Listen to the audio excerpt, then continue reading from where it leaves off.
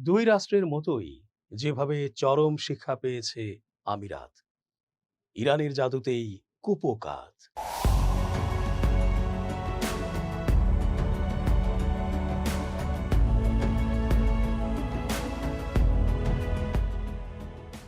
আসসালামু আলাইকুম দর্শক, কেমন আছেন? পুরো সংবাদ বিশ্লেষণ ও তথ্য পর্যালোচনায় বরাবরের মতোই আছি আমি, এস জে রতন। শেষ পর্যন্ত দেখতে থাকুন আজকের পর্বটি। নিশ্চয়ই হয়তো আপনার মনের কথাটি আমরা বলতে যাচ্ছি। চেঞ্জ টিভির আন্তর্জাতিক চোখ, আপনাদেরই অনুষ্ঠান। ইরান জাদু জানে, তা হচ্ছে সামরিক জাদু। এই জাদুতে কুপকাত, অহংকারী ও মোড়লগিরি ভাব ধরে থাকা আমেরিকা ও ইসরায়েল। এবার সে সিরিয়ালে আরেক রাষ্ট্র, আমিরাতও হলো কুপকাত। ভেতরে ভেতরে গাদ্দার এই রাষ্ট্রটি হাড়ে হাড়ে টের পেল যে ইরান কোনো দুর্বল রাষ্ট্র তো নয়ই, বরং ইরানের সাথে পাল্লা দেয়া রীতিমতো দুঃসাহসিক কাজ। ট্রাম্প হাজার চেষ্টা করেও যুদ্ধের বলয় থেকে বের হতে পারছেন না। আর বারবার বলছেন ইরান হাতে পায়ে ধরছে যুদ্ধ শেষ করার জন্য, অথচ ইরান প্রত্যেকবার প্রত্যুত্তর করছে এবং জানাচ্ছে এগুলো ট্রাম্পের আত্মপক্ষ সমর্থন মাত্র। হেরে যেয়ে এখন নিজের লজ্জা ঢাকতে আজে বাজে কথা বলছেন, আর বলছেন ইরান নাকি তার হাতে পায়ে ধরে যুদ্ধ বন্ধের জন্য মিনতি করছে। সব ভুয়া ও বানোয়াট কথাবার্তা। হাজার বছর ধরেও যদি যুদ্ধ চলে, ইরান তা বয়ে নিয়ে যেতে সম্পূর্ণ প্রস্তুত। অপরদিকে আমিরাত ভেবেছিল গোপনে গোপনে ইসরায়েল ও আমেরিকাকে সহায়তা করে ভেতর থেকে ইরানকে দুর্বল ও যুদ্ধে পরাস্ত করবে। কিন্তু তা আর হয়ে উঠল না, বরং সকল গোপন সংবাদ প্রকাশ্যে আসলো। গাদ্দার বনে গেল খানদান এই রাষ্ট্রটি। যেমনটি গোপনে গোপনে চাল চালতে চেয়েছিল, তেমনি যেন গোপনেই মাইনকা চিপায় পড়ে সাইজ হয়ে গেল দেশটি। আমিরাতের অহংকার হলো চূর্ণ।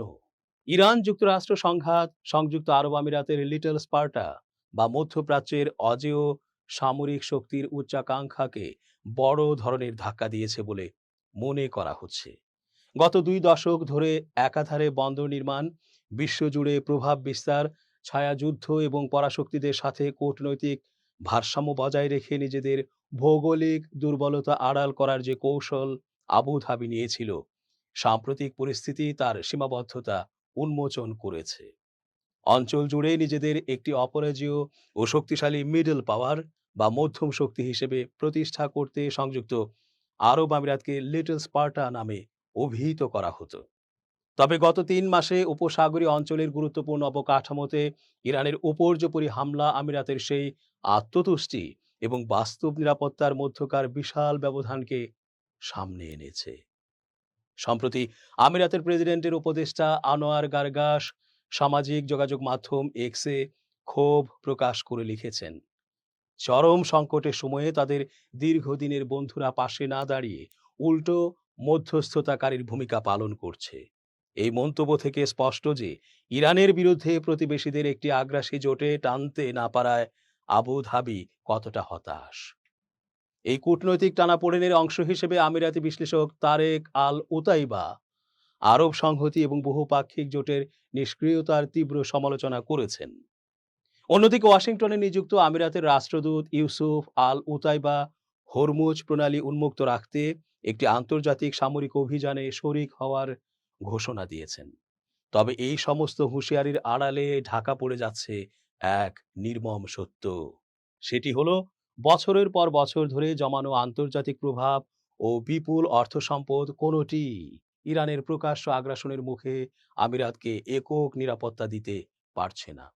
প্রেসিডেন্ট শেখ মোহাম্মদ বিন জায়েদের নেতৃত্বে সংযুক্ত আরব আমিরাত বিশ্ব বাণিজ্য, সার্বভৌম তহবিল, লজিস্টিক্স হাব এবং ইয়েমেন থেকে সুদান পর্যন্ত প্রক্সি নেটওয়ার্ক ব্যবহার করে নিজেদের একটি অপ্রতিরোধ্য রাষ্ট্র হিসেবে তুলে ধরেছিল।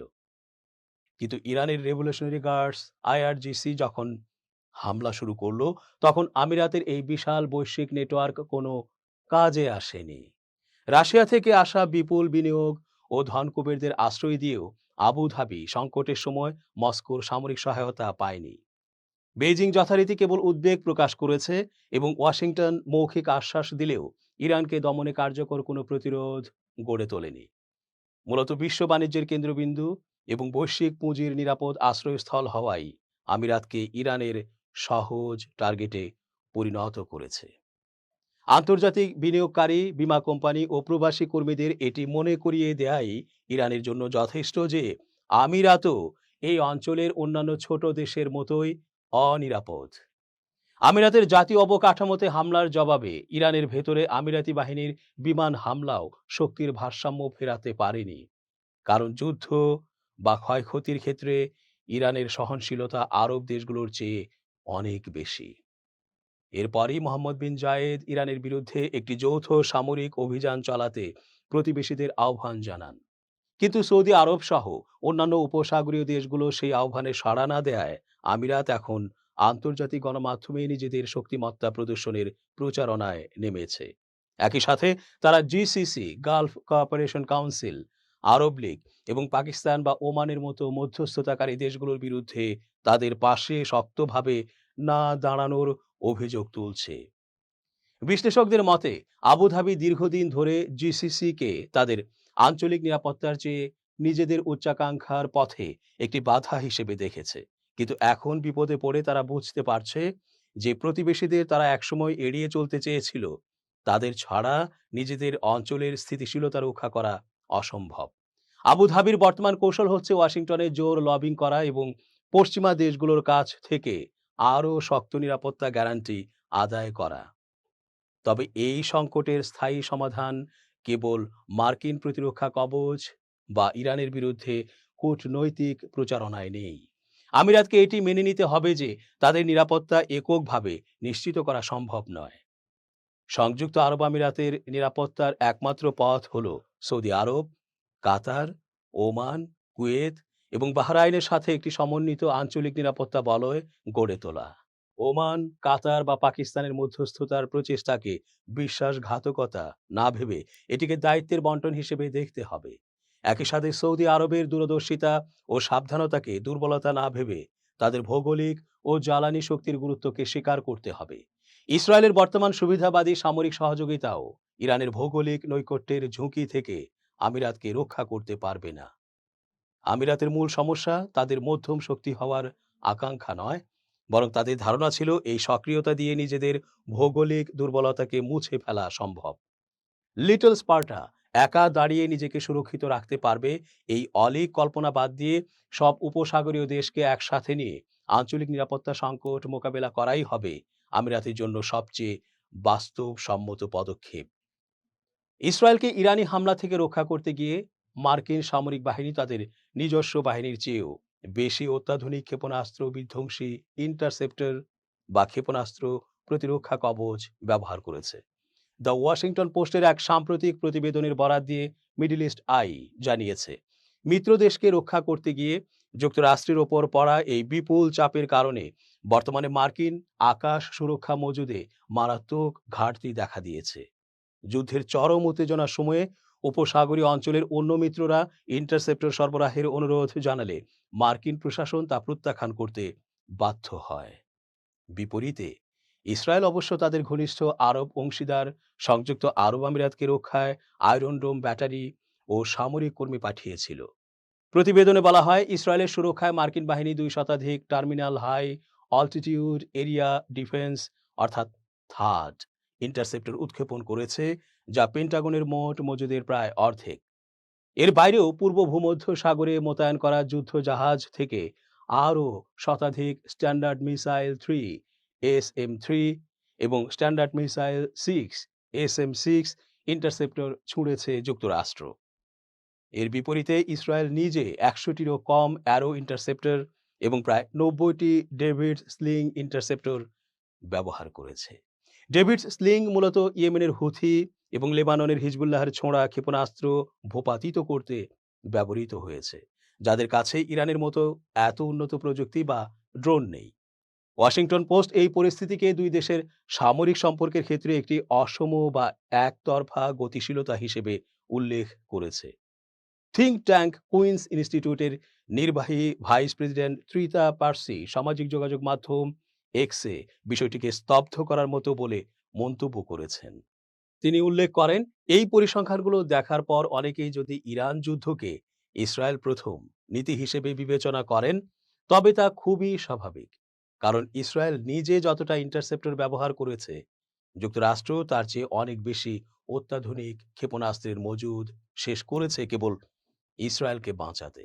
বর্তমানে একটি নড়বড়ে যুদ্ধবিরতির মধ্যে যুক্তরাষ্ট্র ও ইরান যুদ্ধ অবসানের একটি প্রস্তাব নিয়ে আলোচনা করছে। তবে মার্কিন প্রেসিডেন্ট ডোনাল্ড ট্রাম্প হুমকি দিয়েছেন, ইরান যদি যুদ্ধ থামানোর শর্তগুলো মেনে না নেয়, তবে পুনরায় হামলা শুরু করা হবে। কিন্তু বর্তমানে যুক্তরাষ্ট্রের হাতে মাত্র 200টি থার্ড ইন্টারসেপ্টর অবশিষ্ট থাকায় ওয়াশিংটন নিজেই এখন বেশ ঝুঁকিপূর্ণ অবস্থানে রয়েছে। সংঘাত শুরুর আগে থেকেই মার্কিন ক্ষেপণাস্ত্রের মজুদ যে শেষের দিকে ছিল, তা এখন আর গোপন কোনো বিষয় নয়। চলমান এই লড়াইটি মূলত একটি প্রতিযোগিতায় রূপ নিয়েছিল, যেখানে যুক্তরাষ্ট্র ও ইসরায়েল চেষ্টা করছিল ইরানের ভেতরে থাকা ব্যালিস্টিক ক্ষেপণাস্ত্র ও উৎক্ষেপণ যানগুলো ধ্বংস করতে, আর ইরান চেষ্টা করছিল মার্কিন, ইসরায়েলি ও উপসাগরীয় দেশগুলোর ইন্টারসেপ্টরের মজুদ ফুরিয়ে যাওয়া পর্যন্ত টিকে থাকতে। নিউ ইয়র্ক টাইমসের গত সপ্তাহের এক প্রতিবেদনে জানা গেছে, যুদ্ধ শুরুর আগে ইরানের যে পরিমাণ মোবাইল ক্ষেপণাস্ত্র, উৎক্ষেপণ যান এবং ক্ষেপণাস্ত্রের মজুদ ছিল, তার প্রায় 70% এখনও অক্ষত রয়েছে। এদিকে যুদ্ধ যদি আবারও শুরু হয়, তবে ইসরায়েলের প্রতিরক্ষায় যুক্তরাষ্ট্রকে আরও বড় ধরনের ধকল পোহাতে হতে পারে। কারণ সম্প্রতি ইসরায়েলি সামরিক বাহিনী রক্ষণাবেক্ষণের জন্য তাদের কিছু ক্ষেপণাস্ত্র প্রতিরক্ষা ব্যাটারি সাময়িকভাবে বন্ধ রাখার সিদ্ধান্ত নিয়েছে। নাম প্রকাশে অনিচ্ছুক এক মার্কিন কর্মকর্তা সংবাদ মাধ্যমটিকে জানিয়েছেন, নতুন করে লড়াই শুরু হলে এই সামরিক ভারসাম্যহীনতা ও সুরক্ষার ঘাটতি আরও মারাত্মক আকার ধারণ করবে। দর্শক, শেষ করছি আজকের মতো। এতক্ষণ ধৈর্য ধরে পুরো আয়োজনে থাকার জন্য অনেক ধন্যবাদ। শুভ কামনা অহর্নিশ। চেঞ্জ টিভি.প্রেস, এক ফোঁটা হলুদও নেই।